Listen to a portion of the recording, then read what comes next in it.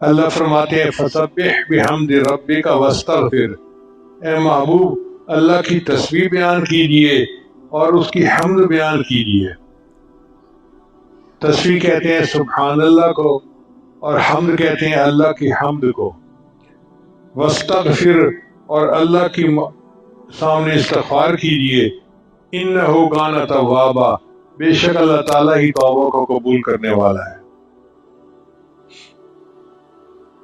اب یہاں پر ایک نقطہ ہے کہ نبی علیہ السلام کو حکم کیوں دیا گیا واستغفر، آپ استغفار کیجئے، جبکہ نبی علیہ السلام تو معصوم تھے، تو معصوم کے لیے استغفار کیا حکم رکھتا ہے؟ محدثین نے اس کے مختلف وجوہات بتائی ہیں۔ ایک بندہ یہ کہ انسان اپنے کام کو کرنے میں جتنا بھی کوشش کر لے پھر بھی اس کا حق ادا نہیں کر سکتا، تو اس وجہ سے اللہ نے فرمایا واستغفر۔ اور دوسری بات یہ کہ نبی صاحب نے خود فرمایا انہ لا یغان علی قلبی، میرے دل پر ایک پردہ آ جاتا ہے اور میں دن میں 70 مرتبہ استغفار کرتا ہوں۔ ایک لفظ ہے رین، رین کہتے ہیں زنگ کو، وہ ہمارے دلوں پر ہوتا ہے۔ اللہ فرماتے ہیں کلا بل ران علی قلوبہم ما کانوا یکسبون، جو یہ کام کرتے تھے اس کی وجہ سے ان کے دلوں پہ زنگ لگا دیا گیا۔ تو ہمارے دلوں پہ ہوتا ہے رین، اور نبی علیہ السلام کو ایک قلب تھا غین۔ غین کس کو کہتے ہیں؟ غین کہتے ہیں کہ بندہ کام کی مصروفیت کی وجہ سے اصل مقصد سے تھوڑی دیر کے لیے اوجھل ہو جائے۔ اس کی مثال یوں سمجھیں کہ بیوی کو اپنے خاوند سے بڑا پیار ہوتا ہے، بڑا پیار ہوتا ہے، لیکن جب بچہ ہوتا ہے اور وہ ماں بن جاتی ہے نا تو اس کی توجہ ڈیوائیڈ ہو جاتی ہے۔ ہم نے سنا کہ بعض مرد اپنی بیویوں کو شکوے کرتے ہیں اب تو مجھے بھول ہی گئی، اب تو میرے لیے ٹائم ہی نہیں ہوتا۔ وہ کہتی ہے ٹائم تو بہت ہے مگر مجھے بچے کو اٹینڈ بھی تو کرنا ہے نا، اس کا خیال بھی تو رکھنا ہے۔ اسی طرح نبی علیہ السلام رحمت للعالمین تھے اور امت کے اوپر آپ بہت شفیق تھے، تو کئی مرتبہ امت کی طرف اتنے متوجہ ہو جاتے تھے کہ نبی السلام محسوس کرتے تھے کہ مجھے اللہ کی جس طرح یکسوئی کے ساتھ یاد رکھنی چاہیے تھی وہ نہیں ہو سکا۔ اس کو غین کہا گیا، اور اس پر بھی نبی علیہ السلام 100 مرتبہ استغفار کرتے تھے۔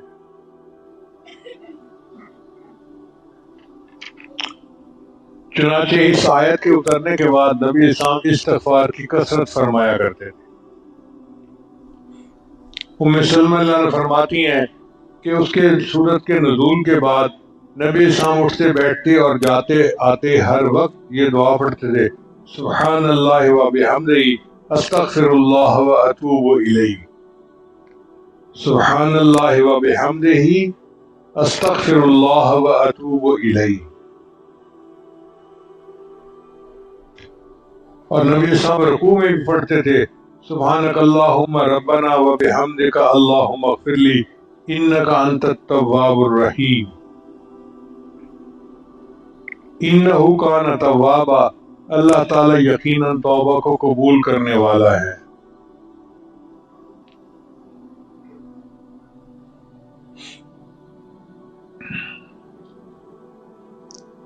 اس سورت کے نازل ہونے پر بعض صحابہ سمجھ گئے کہ نبی علیہ السلام کی جدائی کا وقت قریب ہے، چنانچہ اکثر صحابہ تو خوشیاں منا رہے تھے اس سورت کے نازل ہونے پر کہ اللہ نے فتح کی خوشخبری دے دی، لیکن صدیق اکبر رو رہے تھے۔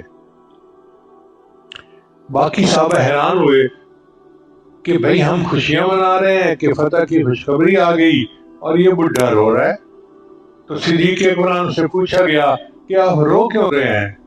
تو انہوں نے کہا کہ مجھے نبی علیہ السلام کی الوداعی کی اس میں جھلک نظر آ رہی ہے۔ تو نبی علیہ السلام نے دیکھا کہ ابو بکر صدیق بہت غمزدہ ہے، تو نبی علیہ السلام نے ان کی دل کی تسلی کے لیے 3-4 باتیں کی۔ پہلی بات کی لو کنت متخذا خلیلا اتخذت ابی بکر خلیلا، اگر میں دنیا میں کسی کو خلیل بناتا تو ابو بکر کو خلیل بناتا، مگر میری خلت اسلامی تک بات کافی ہے۔ दूसरी बात फरमाई, मैंने सबके एहसानात के बदले दे दिए, अबू बकर तेरे एहसान इतने हैं कि तेरे एहसान का बदला क़यामत के दिन अल्लाह देगा। आप अंदाजा लगाइए सिद्दीक़ अकबर ने नबी इस्लाम पर कितने एहसानात किए होंगे। अबू बकर मैंने सबके एहसानात के बदले दे दिए, तेरे एहसान का बदला क़यामत के दिन अल्लाह देगा।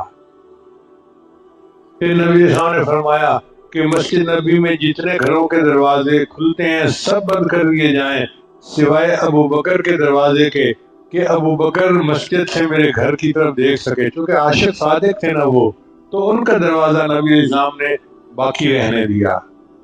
इससे अबू बकर सिद्दीक़ को थोड़ी तसल्ली हुई और वो जो गम की कैफियत थी वो आसान हो गई।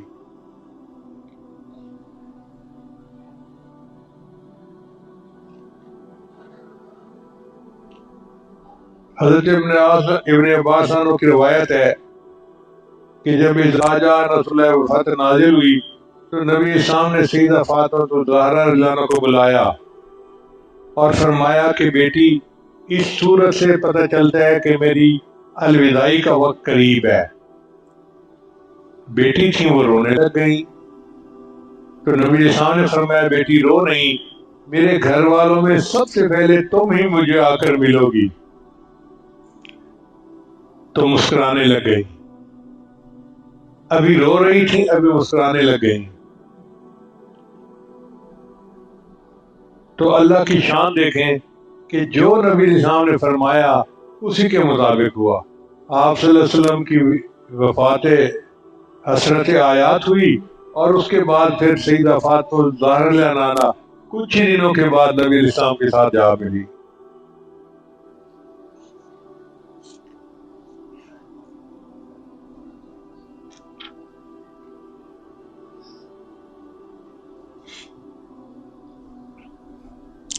अब सूरह नसर से हासिल होने वाला सबक, इज़ा जाअ नसरुल्लाहि वल फतह, इससे पता चला कि अल्लाह ताला की मदद पहले आती है, फतूहात बाद में होती हैं। मकसद ये है कि जो फतूहात हैं वो अल्लाह ताला की मदद का नतीजा है, किसी लश्कर की कुव्वत या किसी की ज़ाती सलाहियत का नतीजा नहीं होता। जो अल्लाह ताला की तरफ से फतूहात के दरवाजे खुले होते हैं ना, वो बंदे की अपनी मेहनत नहीं होती, वो अल्लाह का इनाम होता है। ऐसे बंदे को जिस पर फतूहात के दरवाजे खुले हो, ये बात याद रखनी चाहिए कि अब मेरा वक्त करीब है।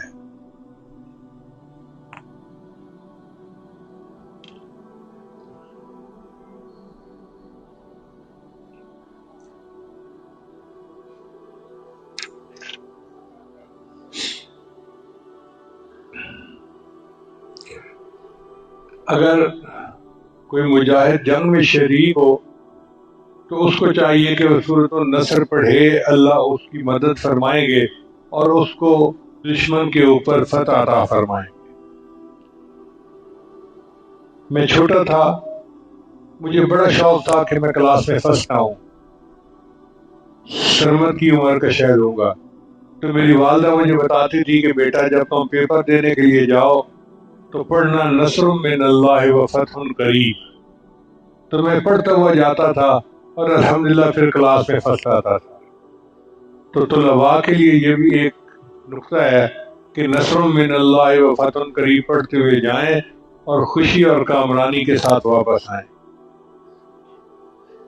उलमा ने लिखा है कि अगर कोई बंदा जाल से मछलियां पकड़ता हो और वो अपने जाल में एक लकड़ी के ऊपर सूरत नसर लिखकर लगा दे, तो जब जाल फेंकेगा तो मछलियां जौक दर जौक उसमें दाखिल होंगी और खूब शिकार मिलेगा।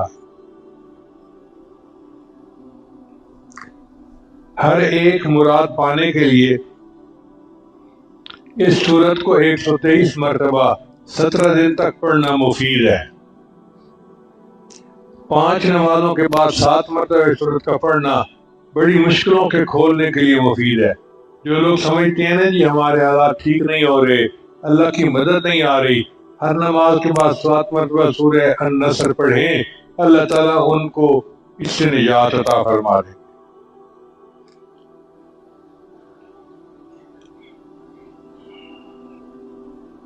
ایک شخص نے ابن سیرین رحمۃ اللہ علیہ، ابن سیرین تعبیر رویا کے امام تھے، ان کو کہا جی کہ میں خواب میں سورہ النصر پڑھ رہا ہوں۔ ان کا اچھا بھائی وصیت کر لو، اس لیے کہ تمہارا کام مکمل ہو گیا، اب الوداعی قریب ہے۔ اور ایسا ہی ہوا، چند دنوں بعد اس بندے کی وفات ہو گئی۔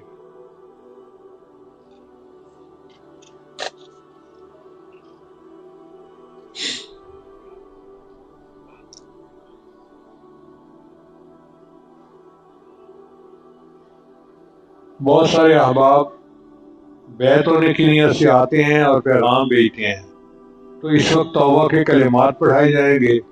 سچے دل کے ساتھ ایک مرتبہ پھر توبہ کر لیجئے۔ جو کلمات ہی عاجز پڑھے، سچے دل کے ساتھ پیچھے پیچھے پڑھتے جائیے۔ پڑھیے بسم اللہ الرحمن الرحیم،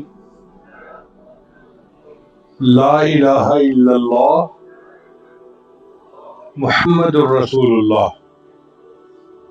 آمنت باللہ وملائکتہ وکتبہ ورسلہ والیوم الآخر والقدر خیرہ وشرہ من اللہ تعالی والبعث بعد الموت، آمنت باللہ کما ہوا باسمائہ وصفاتہ وقبلت جمیع احکامہ اقرار باللسان وتصدیق بالقلب، اشہد ان لا الہ الا اللہ واشہد ان محمدا عبدہ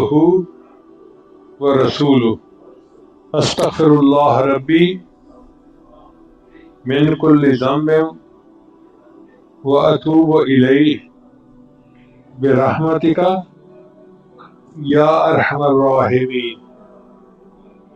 ان کلمات کو پڑھنے سے ہم تو بتائے ہو چکے ہیں، چند معمولات ہیں جن کو باقاعدگی سے کریں گے تو اللہ تعالیٰ دل کو منور کریں گے۔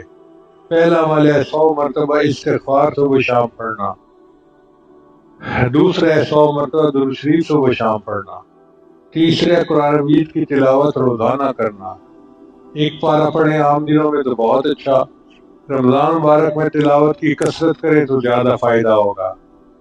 چوتھا عمل ہے چلتے پھرتے ہر وقت دل میں اللہ کو یاد کرنا، ہتھ کار ول دل یار ول۔ اور پانچواں عمل ہے مراقبہ۔ مراقبہ تمام معمولات کا لب لباب اور نچوڑ ہے۔ طریقہ بڑا آسان ہے، جب نماز پڑھ کے فارغ ہوں تو تھوڑی دیر کے لیے اللہ سے لو لگا کے بیٹھ جائیں۔ اللہ کی رحمت آ رہی ہے، دل میں سما رہی ہے، دل کی ظلمت اور سیاہی دور ہو رہی ہے، اور میرا دل اللہ اللہ اللہ بول رہا ہے اور میں سن رہا ہوں۔ انشاءاللہ 10-15 منٹ روزانہ مراقبہ کریں گے تو دل میں اللہ کی محبت بڑھے گی اور آپ خود اس کی لذت کو محسوس کریں گے۔ میری دعا ہے اللہ سب کو اپنے مقبول بندوں میں شامل فرمائے۔